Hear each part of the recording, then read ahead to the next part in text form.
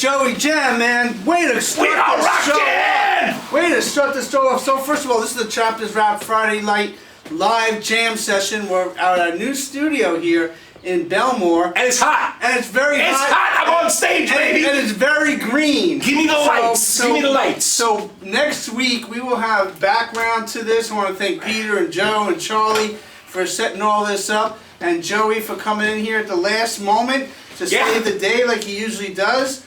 All thriller, no filler, baby. That's what we're doing. Let's go. There we go.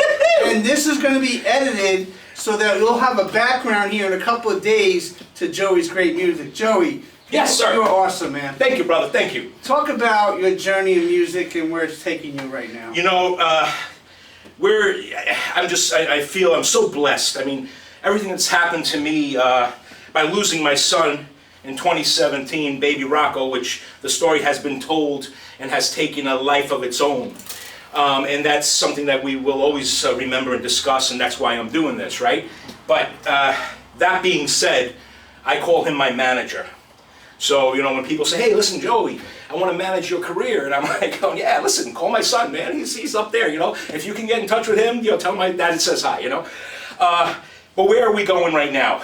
There's a lot of spiritual healing in the music that we're playing and writing, and I'm so blessed to have guys like Billy Sheehan. I can, you know, officially say it. You know, he's going to be playing on my solo album coming out in September, Project Gem.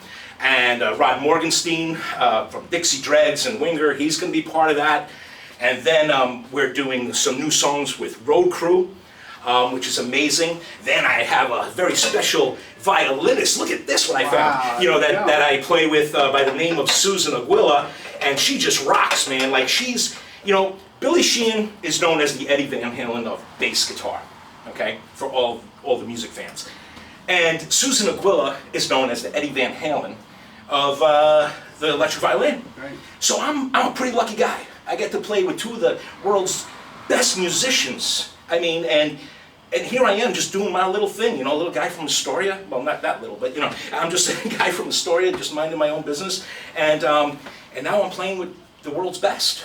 You are playing with the world's best, and you're one of the world's best. But for people that are on our show, it's the Chapters Rap Live with Steve Vaccaro. We've been doing shows from home for 92 straight days, but also giving back to the community during this pandemic. Before we talk about your son, how has the pandemic affected you? Is everybody healthy and safe and all that? Thank God. All of my family and my good friends are all healthy. We did lose the guitar player from Riot Act. And right there, Luke Veris, which my heart goes out to him and his family and his bandmates. So that was one of the closest losses I've had during this time, and that's something that, you know, we lost him to the COVID-19 virus. So that's something that hit us very hard. Hit us all. Everyone that knew him, he was such a sweet man, and he was living his dream. And his band Riot Act, who's fronted by Don Chaffin, who's also my singer in Road Crew, and they're just going to keep that pumping and make sure that his, you know, what he was working for gets seen around the world. And before we get to Rocco, baby Rocco, do you think the music business will get back to where it was before? I mean, this last 3.5 months has kind of shut down all musicians' gigs, all their performances, all live music, and it's going to be that way for the next couple of months. Do you think things will change forever, or do you think they'll get back to where they were? From first, my heart goes out to all the working musicians that are truly struggling today, because I'm your friend. I hear it every day. We speak every day, and I know exactly what's going on. And I'm talking about the big boys too. You know, the big boys are out of work for almost they're figuring a year. Right. You know, so everyone's hurt right now.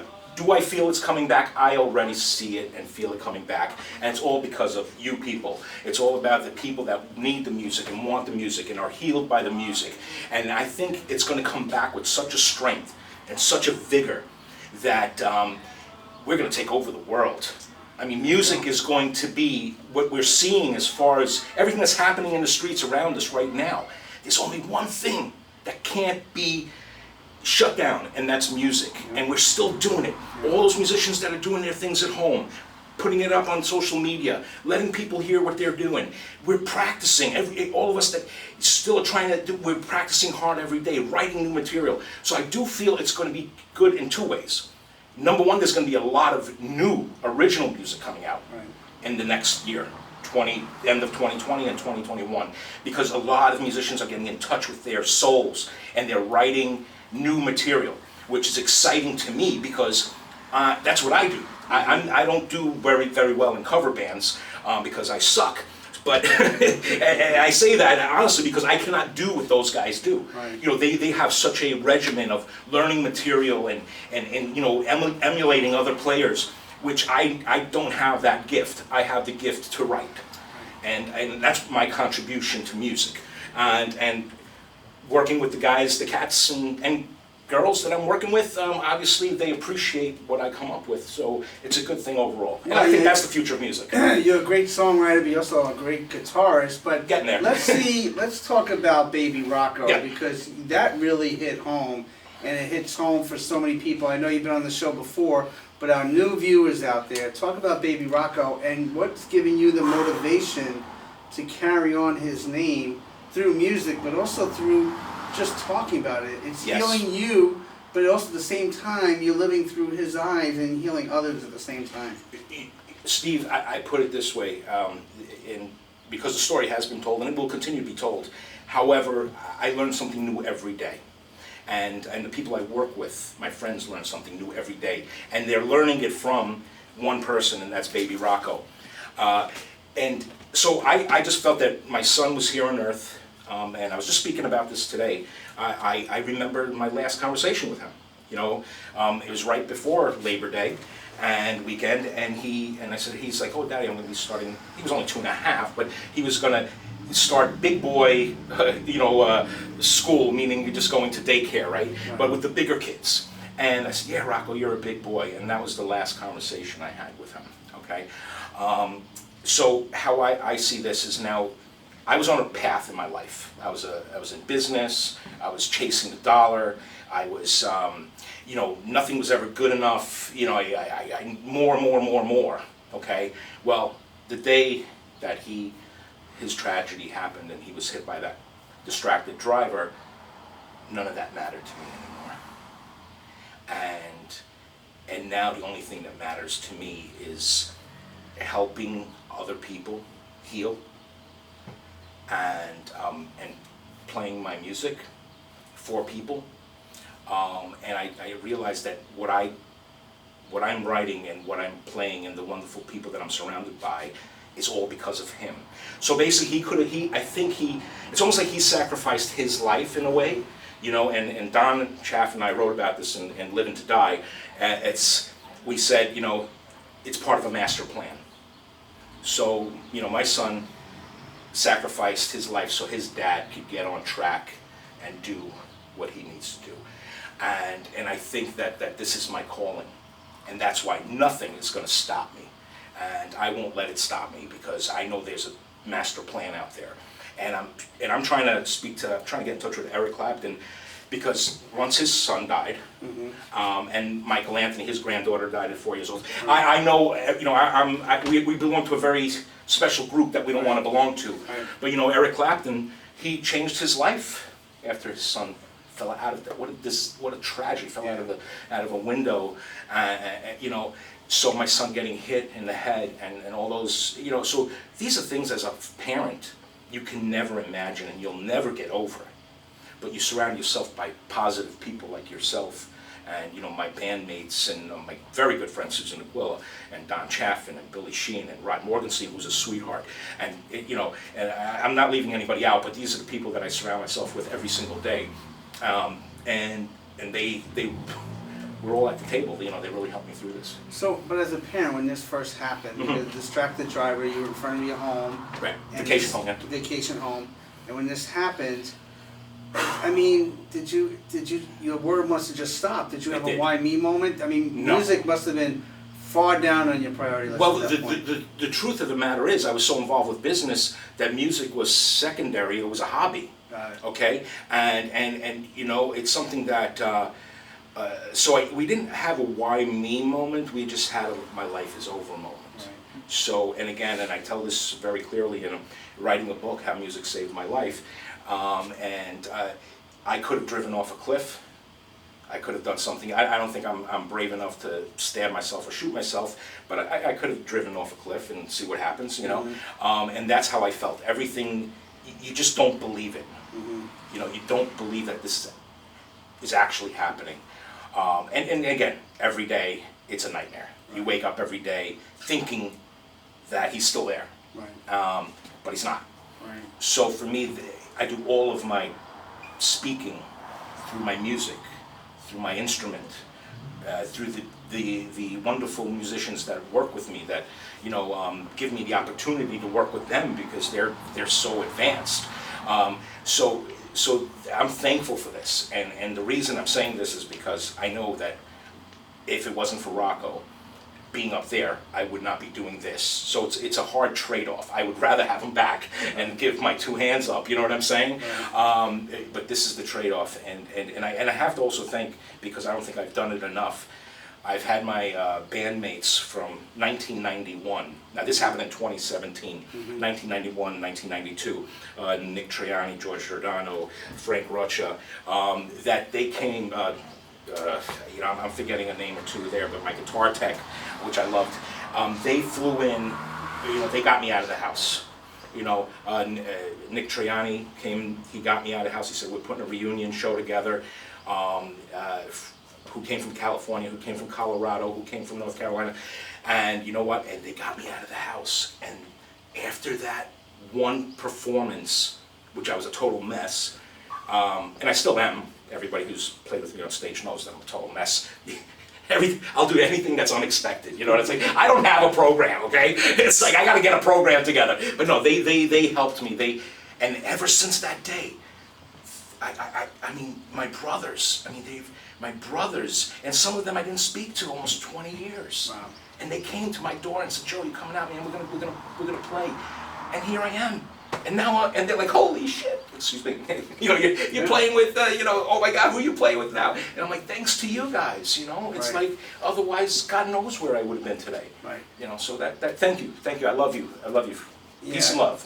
A couple of things you brought up. Nick Triani, first of all, is a great guy. I've known him for many, many years. He brings a lot of bands together, but his heart and soul is into not just the music, but he's a people person. Absolutely. He connects Absolutely. people, and when Absolutely. you bring up his name, I think really great thoughts of him and what Yes. he's done with other musicians. Yes. So for you to see him in that light and vice versa is a huge blessing. Well, I do, because, and you know what, I mentioned to someone today, I said, I don't think Nick and I have ever had a fight. We know each other, close to over 30 years. Wow. And another good friend of mine, Anthony DeLeva, that I grew up with, we grew up in the same house, and, and we just connected, after all of this, after so many years, and he was there through my whole torturous time losing my son, and so all of these people, I can name them. When they say you really have those few close people, Right. and so that way I'm blessed. Right. But you know what? I'm the sacrifice is torturous. Yeah. Today I've been delivering food for several months now, it seems like, and it is, but we're connecting a lot of people. And today I had actually a couple of hours of free time, so I went to see my daughter who lives in Queens, and we had a great afternoon together, me Beautiful. and her husband and my daughter. She was just married last June, and we were talking, and we got emotional, and I told her that, and she doesn't have a child yet, but the greatest pain a parent could ever feel is when you feel for your children. Yes. And there's no pain, No. and there's no excitement, there's no Right. joy either that you get from your children. And when I was talking with her today, Gia, if you're watching, I love you very much, and Angela, but that relationship, you can't replicate that. So that is just an ongoing relationship. Sure. But when you lose Right. a son like you did, you're almost in a position where it's final, but you feel his presence each and every day. I have to, and you know, and that's something that keeps me going. I mean, I go to the cemetery. I bought him his wiffle ball bat and a ball, and you know, I brought him a baseball glove, and I sit there and I talk to him, and you know, I'm like, hey, you know, this is perfect baseball weather. You have to do that. You know, you have to. You know, there's no reason why I should feel that he's not with me. Right. I think he's actually with me more now. Mm-hmm. And I always tell him, I said, you know, and this is, I tell him this all the time. I said, you know, Rocco, I said, now you know everything. You know what I mean? Like you know my skeletons, you know everything about your dad, you know. And then when things go not so great either, you know what I mean? When everybody has financial issues or whatever, I'm like, you know, you're lucky, you're never going to experience that. You're never going to experience not having enough money to do, you know what I mean? So it's interesting conversations. It's almost the same conversations that you'd have if they were here, right. You know, physically. And that's something that really surprises me, how my conversation with him has grown. And you said, you know, you have a girl, like my 13-year-old just graduated. Congratulations, Elisa. 8th grade, she got the math honor medal, you know, I was so proud of her.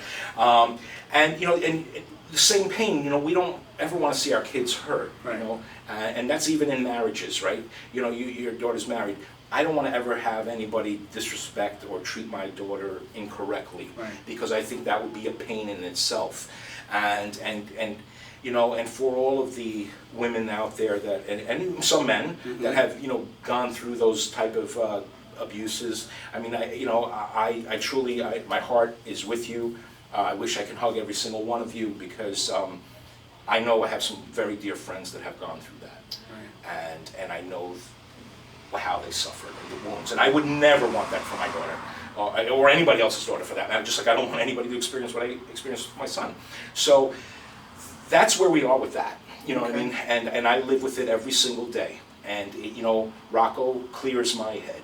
Mm-hmm. He's like, Dad, you're doing the wrong thing, or Dad, this is the way you're supposed to be. Mm-hmm. So, yeah, that's it.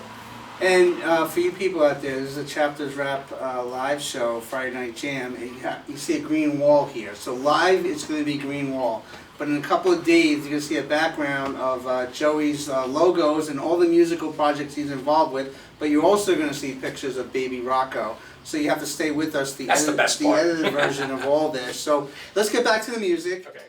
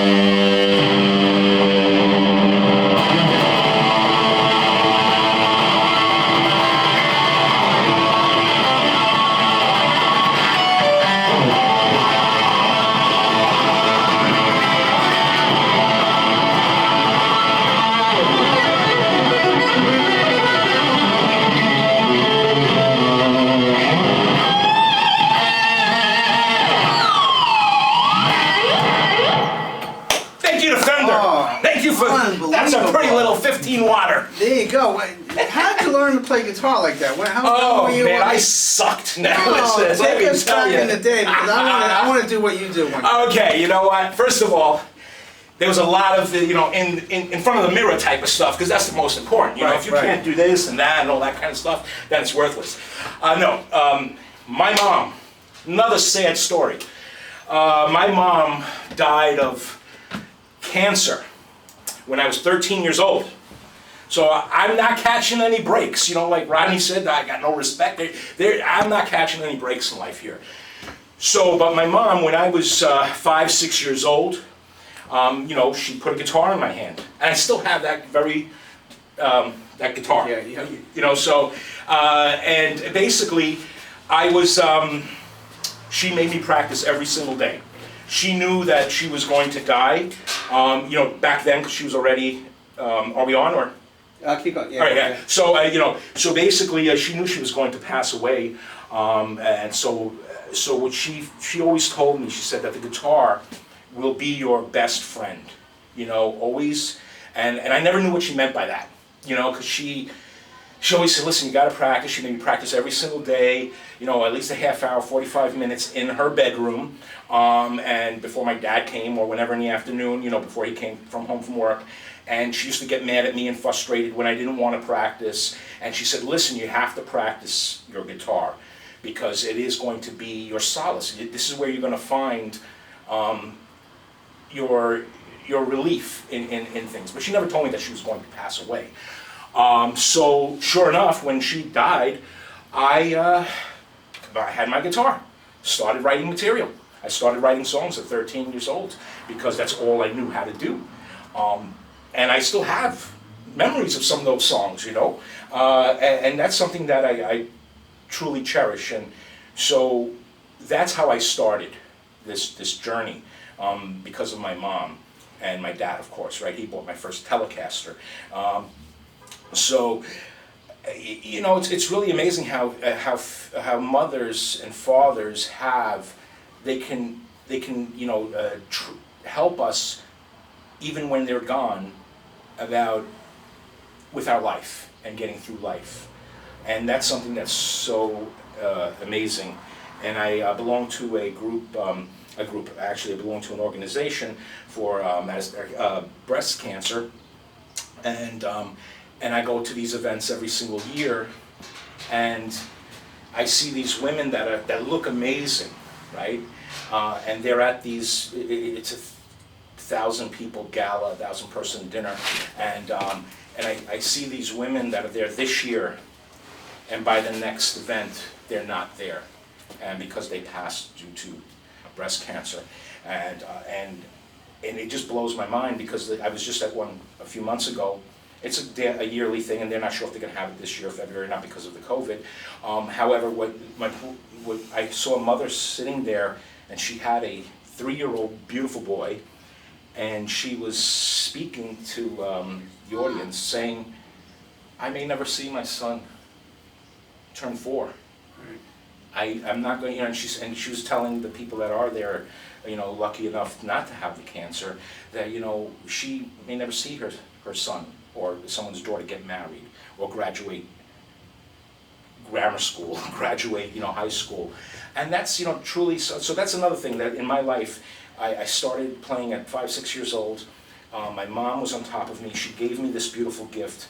So this way I can lose myself in it during the bad times, good times, and different times. And when she passed away is when I first started writing my own material. Mm-hmm. And it's and then here I am, so many years later, and then the same thing with my son. And you know, and I never. And it's really interesting. And I think you're a psychologist. Yeah. I never mourned my mom. You know, I was 13. I didn't understand what death was, right? So when Rocco passed, then I started mourning both of them. Right. And now I feel that I'm a little closer to my mom because of Rocco. Right. And I know that they're together in heaven, and gives me a little bit of comfort. Right. But that's how I started playing. Got it. And but I sucked. You know, I sucked. I was probably, my teacher didn't want me to go. He was like, he was paying my mother not to go to. Don't bring him here. Keep him home. Like he sucks. You know.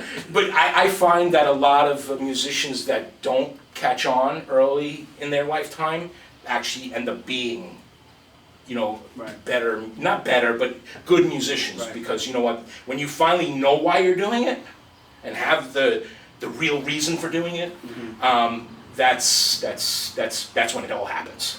Right. This is the Chapters Rap Friday Night Jam session. We have Joey Jam here. who is a very talented musician. He's taking us through his journey in life, the loss of his mom, the loss of baby Rocco, but the music carries on, your spirit, your heart carries on. Now, you've been working with some great musicians as of late. Yes. And we were introduced by another great musician, Colleen Farquhar, Yes, great who's an saxophone player. amazing saxophonist. Yes. And I was doing my show a couple of months ago before all this hit us, and Colleen said, I'm practicing with this new band. They're great, and you got to meet them. I said, okay, Colleen, because she always gives me these Right. tips. He goes, no, Steve, you got to meet him. You got to meet Joey. I said, okay, I got it. Okay, no, you got to meet him. And then she said, there's a story behind it, but I'll let you, he'll tell you the story. And obviously that's when I found out about baby Rocco. And to me, it was heartfelt because, Colleen, I think you guys practiced on a Monday or a Tuesday, then rehearsed, and then you came in the next night. Yeah, it was a Tuesday night. Yeah, it was like a Monday. Right, and and then you came in Wednesday night or whatever, and then I got to meet you and see how wonderful you guys were, but how tight a band you guys were too.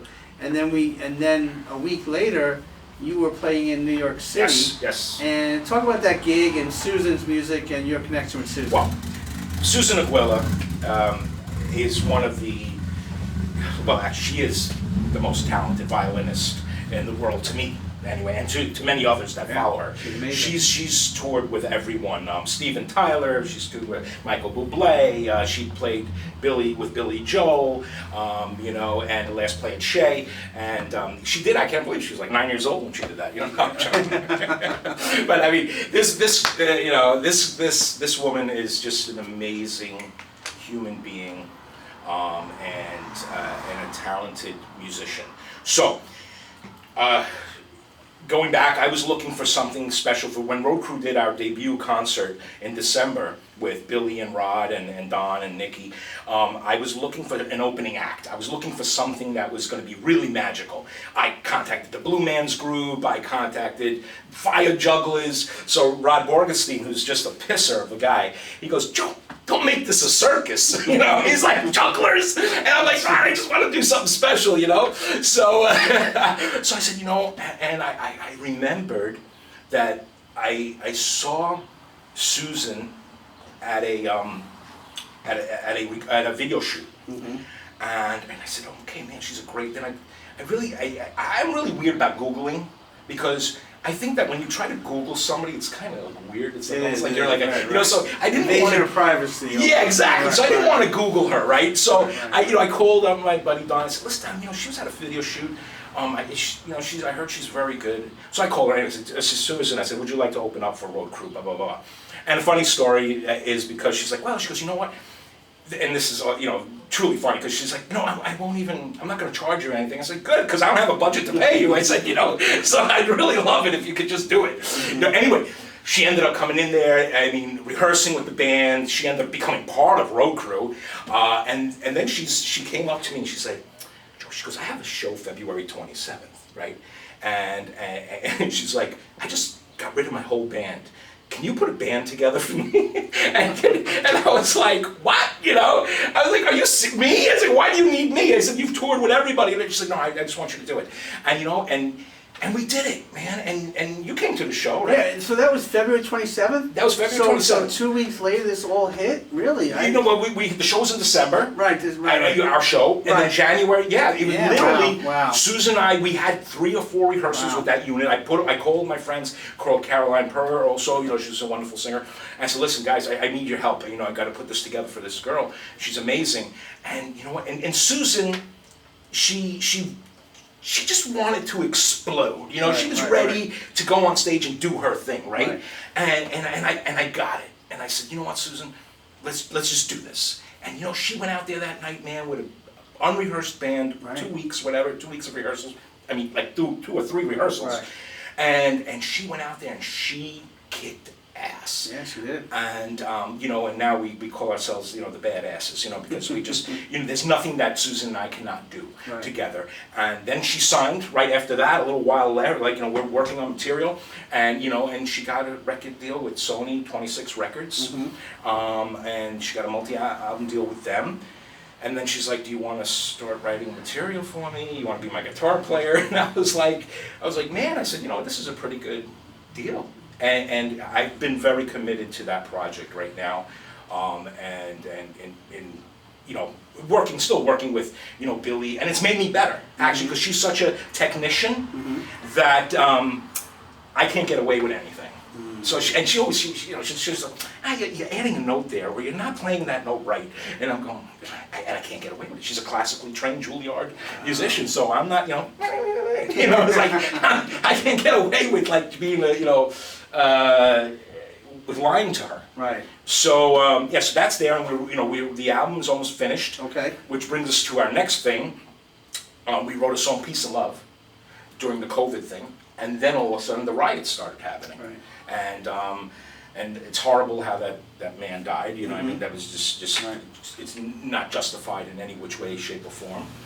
So now Susan and I decided that we have this beautiful song, "Peace and Love," and we started putting out a campaign for everybody to send us pictures, you know, holding up the peace sign, which has been doing very well. Yeah, thank you very much, peace sign. And you know, and again, when you work with a label, it's not always that easy, you know, because, you know, they're in charge of everything, and they, you know, so we're trying to pitch ourselves to something that she's already signed to, saying, listen, you got to get this out there now, you know. It's like, well, you know, we got to. I'm like, no, this is going to be over. Right. Meaning, this is now. This is people now that want to, you know, hear about it. This will help people now. There's some peace and love. Everyone just, let's focus on that. I know it's so cliche, but it's so simple. Definitely. You know, if you look black, white, Hispanic, and whatever, you know, brown, yellow, green, whatever you want to be, if you see it, you know, hey brother, you know, peace and love, man. That man is not swinging at me. Right. I'm not swinging at him. Right. You know what I'm saying? Or her, and it's peace and love. That's it. Peace and love. I don't want you. That's it. You know, and I do feel that we have a very powerful message, and I think this is her calling, Susan's calling, and you know, and she's taking me along for the ride. Yeah. Well, I saw during that gig in the village there that despite the newness of the band being together, I saw the rapport that you and her had. You were on the left of her, and she was center. And I saw that you guys were making eye contact on when the next song was going to be, or when the song ended, but also the rhythm and the harmonies and the melodies together bring what she does to the forefront, but also the other band. I saw the closeness that you guys have. Is that important for you and her, but all musicians in a band to be close? Absolutely. You know, and you know, Susan and I have what, and I'm mentioning these names just because they're identifiable. Right? Susan and I have what Keith Richards and Mick Jagger has, what Joe Perry has with Steven Tyler, you know, Eddie Van Halen has with, you know, David Lee Roth. Susan Aguila and Joey Jem have that. Jimmy Page and Robert Plant. I'm not saying we are those iconic figures in any which way, shape, or form. You know, we still have to prove our salt. However, what we have doesn't work with anybody else. Right. And that's something that has, you know, and Susan's an independent, I mean, she's an independent artist. Right. She's a hired gun. So for her to, it's almost like giving up her independency, if you think about it, right? You know, so, but I'm used to being a guitar player backing up the lead guy. So I'm okay with that. But the magic that we have together on stage, such as you noticed, everyone knows that. Right. It's undeniable, and that's something that we're flying on, because when you have that magic, you do not let it die, and it won't die. And with the music and the lyrics, putting it together, you guys working together. Yes. You have to be on the same page, and sometimes you have timelines and dates that you have to honor, do the record deals or whatever it is. Yes. They're very important. So the stress and the anxiety can be high, but if you have a good rapport, maybe it's simplified on that. Well, we have our little battles, you know, which is a beautiful thing, and you know, we come out stronger every time. You know, I mean, we just had one the other day, and it was like, you know, it just, and it's amazing because these things are unhealthy.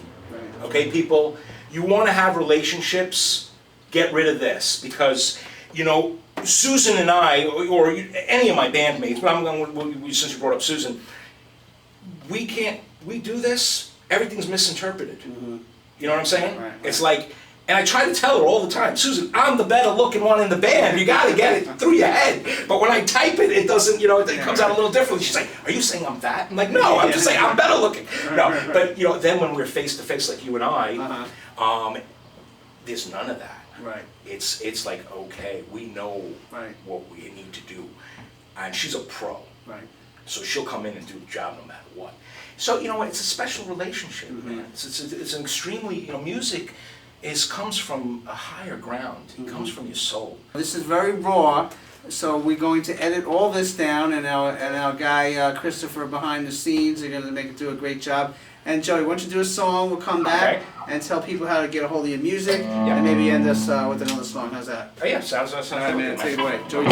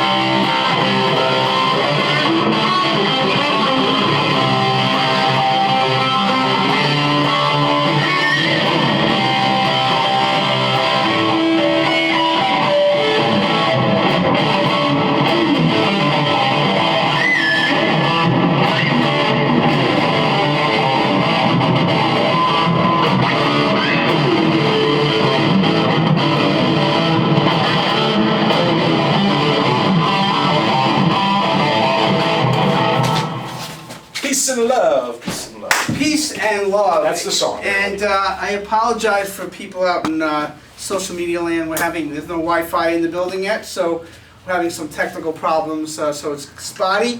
But there will be an edited version to this, so you'll see this whole interview live with a nice background and all of Joey's stuff. And you are a credible guy, but also we became friends. And when I started donating and helping other people to give to food to frontliners and communities, you were one of the first people that came out to give on a Saturday. And I'll never forget that, because he came, weather wasn't nice, people lined up for food, and people are struggling out there, people are suffering.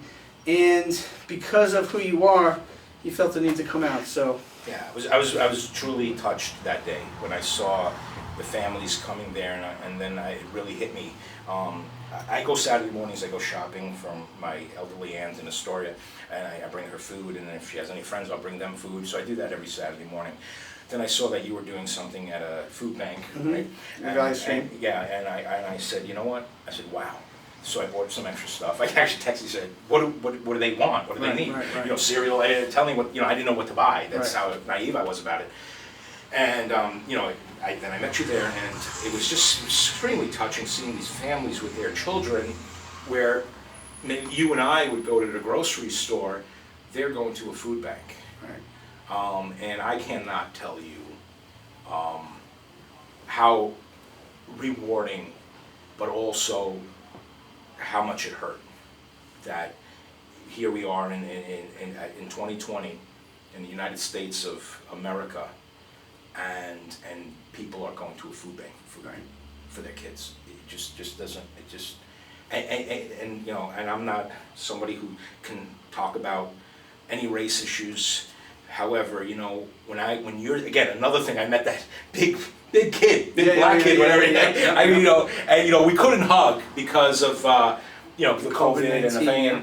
But you know what? I looked in his eyes and he looked in mine, and you know what, man? We were on the same page. Mm-hmm. So if there's any message out there from me and what Susan and I are doing with Peace and Love, and to everyone out there, is, you know, look in someone's eyes before you judge them, and before you make your you know, before you accuse them of anything, or whatever it may be. Just your differences. Look in their eyes, and then you'll see that they're not. No one's different. We're all the same. And we're all the same. I mean, we're all God's children. We're all, you know, God doesn't see color or differences, nor should we. So it's a time when people come together, despite adversity, because I think the more positivity you could put out there in the universe, the more it'll come back. But also, if more people do that, if they could think of other people first and themselves second, if we could all do that, we may not be in the position we are now. But as going back, I mean, with the unemployment rate of 20% and seeing people lined up in New York like that, it's sad. We're starting to get out a little bit, but we don't know where we're at. The unemployment rate's still there. A lot of people lost jobs. However, musicians like yourself, there's a little hope now, because now we're starting to come out, and your music, like you start off this show talking about, it's a universal language, and it is the universal language. It heals hearts. It does. It heals wounds. Definitely. It puts negativity at bay. Absolutely. And I appreciate you for you doing that. But you also have a message. You're very well spoken. You have strong thoughts on a lot of topics. Which gets me into trouble sometimes. But we will. That's for another show, because we're going to continue this. I know that there's somebody behind this guitar that has a lot of thoughts about what's going on. Yeah, some stuff you may not want to know. That's but right. You know, Steve, I want to thank you because you are. I'm like, how many damn shows does this guy do? It's like, you know, going live with Steve Vaccaro, going live. It's like from morning to night, he's on all the time. So, and you know, we need more people like you to get the message out there and to help people. You motivated me to come to a food bank, which I would have never done. Right. And for me, you know what it is for me? I have to give back. I'm a psychologist. It's in my DNA to work with people that give back too. But I do that all during the day, I do everything, but at night, it's another way to give back when we could provide a platform, like tonight.